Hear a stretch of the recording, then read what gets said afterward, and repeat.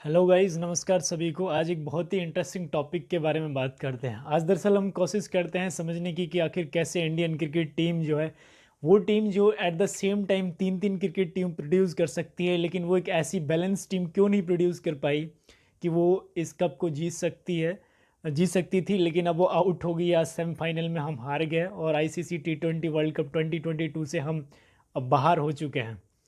What are the actually reasons और what are the actually क्या क्या वो रीजन्स रहे हैं जिनकी वजह से हम इस टूर्नामेंट को हार गए और हम सेमीफाइनल में हार गए हैं लगातार।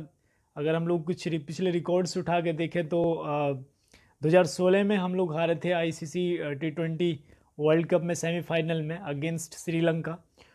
और उसके बाद में भी कई सारे टूर्नामेंट हमने न्यूजीलैंड में जो न्यूजीलैंड ऑस्ट्रेलिया ने जो कप कराया था आईसीसी जो वर्ल्ड कप हुआ था, वहाँ भी हम सेमीफाइनल में हारे थे। शायद 2019 में हुआ था जिससे वो इंग्लैंड ने जीता था।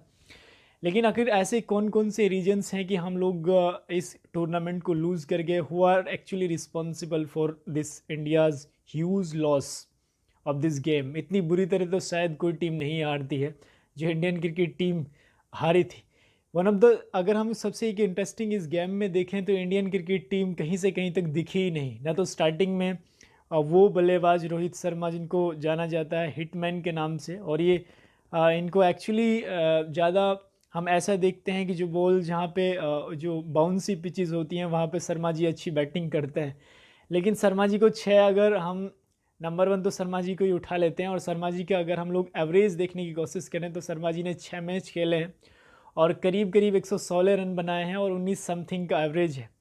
और इनका जो स्ट्राइक रेट है वो 106.42 के आसपास का है। यानी अगर कोई खिलाड़ी 6 मैच खेले और उसमें सिर्फ 116 और 19 के एवरेज से रन बनाए तो वो कैसे एक कप्तान के तौर पे टीम में बना हुआ है, ये एक सबसे बड़ा क्वेश्चन है। और आज तक रोहित शर्मा का एक ट्रैक रिकॉर्ड रहा है कि कभी भी उसने एक बड़ा इनिंग्स नहीं खेली कोई बड़े मैच के अंदर।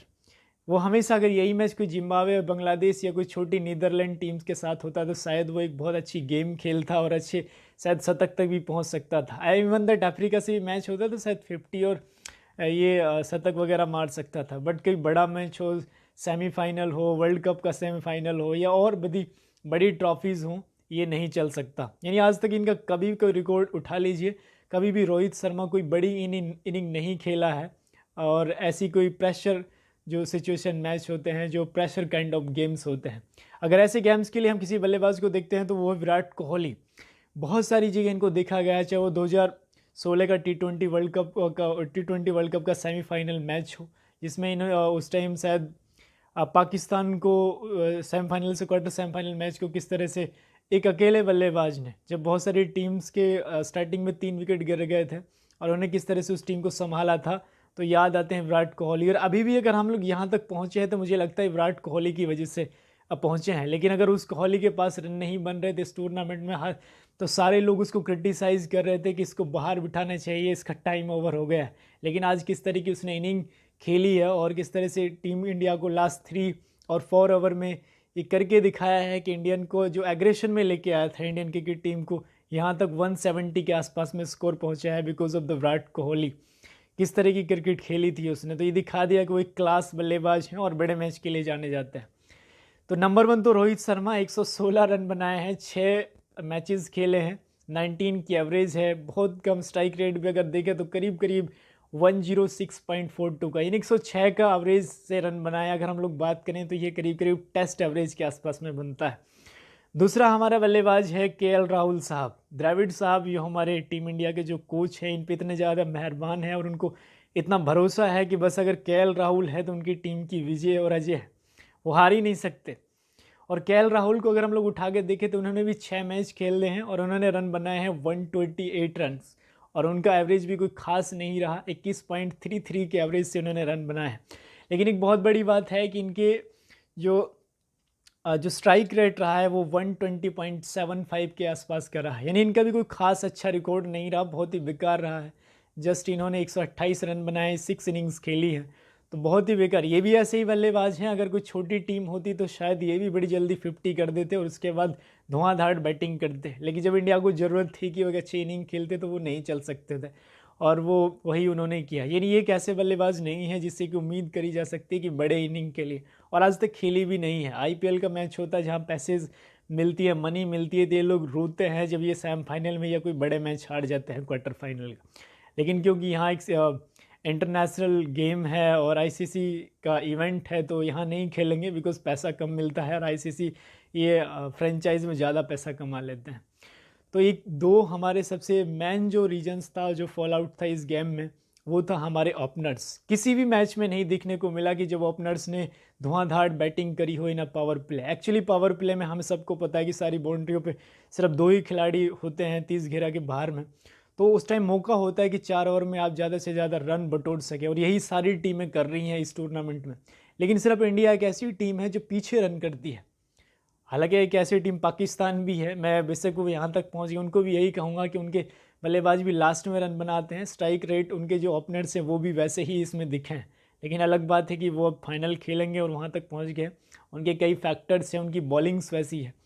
लेकिन हम इस मैच में जैसे तैसे रन तो बना लिए थे 170 के आसपास में, लेकिन एक बड़ा लॉस ये भी रहा था कि हम इसके बियॉन्ड नहीं जा सके, यानी 170 को डिफेंड नहीं कर पाए हमारे गेंदबाज। ये एक सेकंड फैक्टर्स था इस मैच को हारने का। यानी वो कोई ऐसा स्पीडस्टर नहीं था कि जो गेंद को 150 किलोमीटर पर आवर से ये ज़्यादा स्पीड से करा सकते हैं। यानी कोई गेंदबाज उन्हें एग्रेशन दिखाई नहीं। अगर हम लोग इनको सही से वॉच करें तो ये गेम 5 ओवर में ही निकल गया था। 5 ओवर के बाद इन्होंने, वो कहते हैं ना कि रूथलेस गेम खेला है, कोई एग्रेशन शो ही नहीं किया, एकदम गेम को ढीला छोड़ दिया।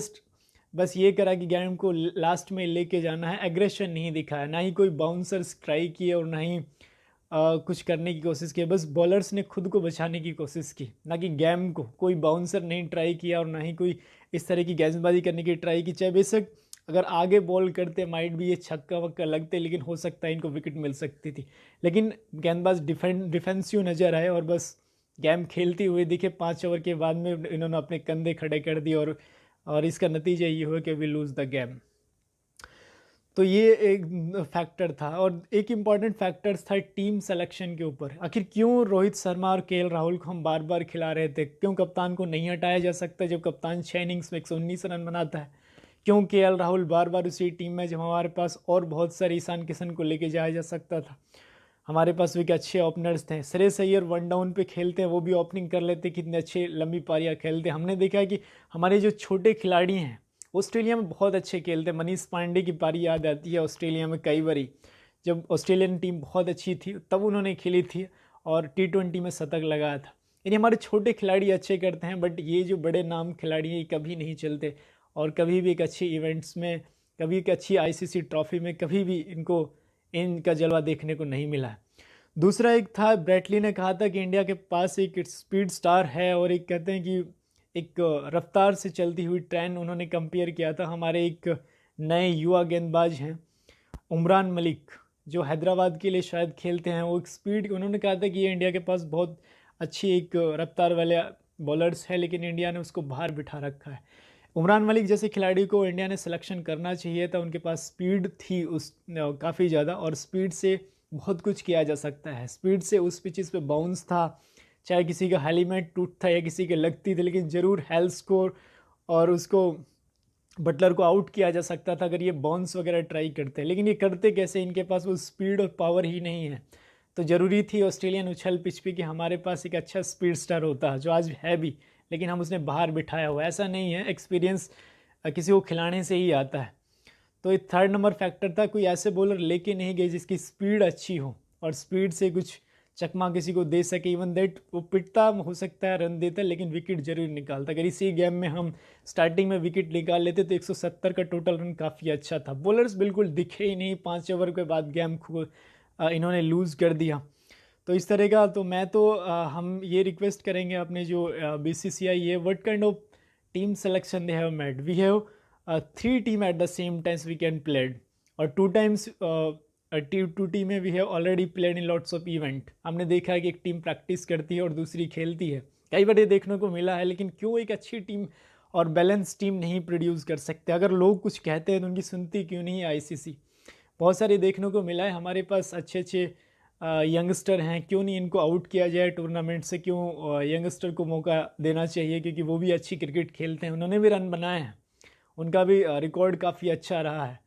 तो ये एक बहुत ही दुख भरी घटना है कि इंडिया को अगर देखें तो बड़े इवेंट्स में बहुत जल्दी बाहर हो जाता है।